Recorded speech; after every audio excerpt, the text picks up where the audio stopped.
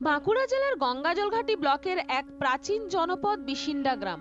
প্রাচীন আর্যতর সমাজে ধর্মকেন্দ্রিক বিকাশে নিজস্ব সংস্কৃতি ছিল পুজো পার্বণ ও লোকদেবীর আরাধনা। বিশিন্ডা পাহাড়ের নাচনচণ্ডী দেবী তেমনি এক লোকদেবী। সেই অতীত থেকে আজও নিত্য পুজোয় পূজিত হয়ে আসছেন দেবী নাচনচণ্ডী।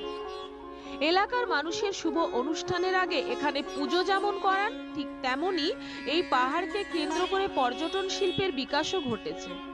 পর্যটন শিল্পের বিকাশ পাহাড়কে আরো বেশি প্রকৃতিপ্রেমী পর্যটকদের মনোযোগী করার জন্য সরকারিভাবে এখানে তৈরি করা হয়েছে অতিথি নিবাস। নাম রাখা হয়েছে নাচনচণ্ডী অতিথি নিবাস। যে পাহাড় অতীতে ন্যাড়া পাহাড় ছিল, সেই পাহাড় আজ সবুজে পরিপূর্ণ। পাহাড়ে ওঠার জন্য তৈরি হয়েছে সিঁড়ি, হয়েছে জল ও বিদ্যুতের ব্যবস্থা। বর্তমানে উত্তর বাঁকুড়ার মানচিত্রে বিশিন্ডা পাহাড় পর্যটকদের কাছে নব সংযোজন। প্রায় সারা বছর এখানে পর্যটকদের আনাগোনা শুরু হয়েছে।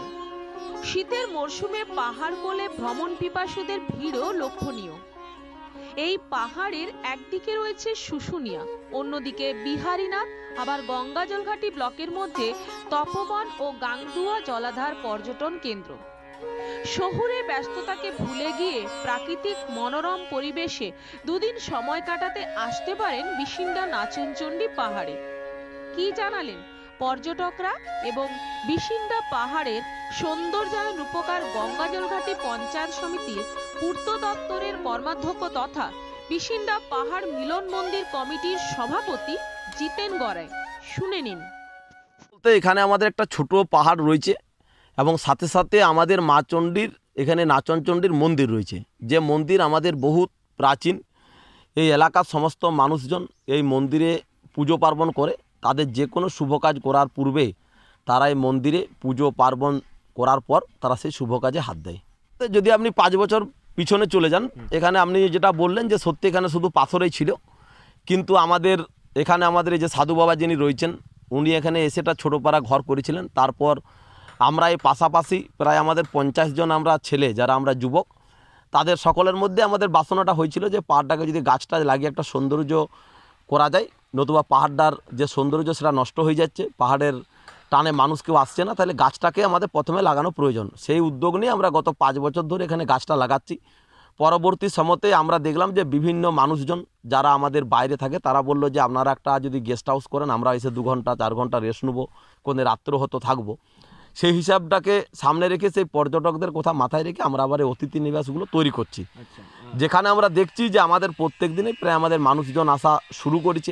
আজকেও আমাদের এখানে পর্যটকরা রয়েছে কলকাতার থেকে মূলত, এবং যারা আসছেন তাদের কাছ থেকে আমাদেরও শুনে ভালো লাগছে যে তারা এই যে নিরিবিলি যে জায়গাটা পেয়েছে, একটা নিরিবিলি পরিবেশ, গ্রাম্য পরিবেশ, এবং খাবার দাবার থেকে শুরু করে প্রত্যেকটা আমাদের গ্রাম্য পরিবেশের মধ্য দিয়ে হচ্ছে, সেই জায়গায় তারাও খুব আনন্দিত, খুশি।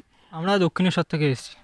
আচ্ছা, এই বাঁকুড়া জেলার এই প্রত্যন্ত পাহাড়ের খোঁজ কীভাবে পেলাম বলতে আমাদের এবছর করোনার জন্য কোথাও ঘুরতে যাওয়া হয়নি। আমরা মোটামুটি এমনি ঘুরতে যাই প্রত্যেক বছর। তো আমার এক কাকা আছে, মানে বাবার বন্ধু হয় আর কি, উনি এসব আর কি বাইক টাইক নিয়ে স্কুটি করে ঘোরেন মাঝে সাঝে।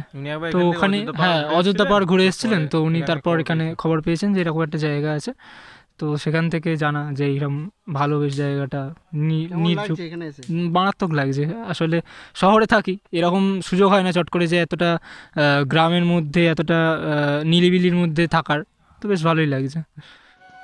বাঁকুড়া জেলার গঙ্গাজলঘাটি থেকে শুভেন্দু লাইকি রিপোর্ট, নূতন ভোর।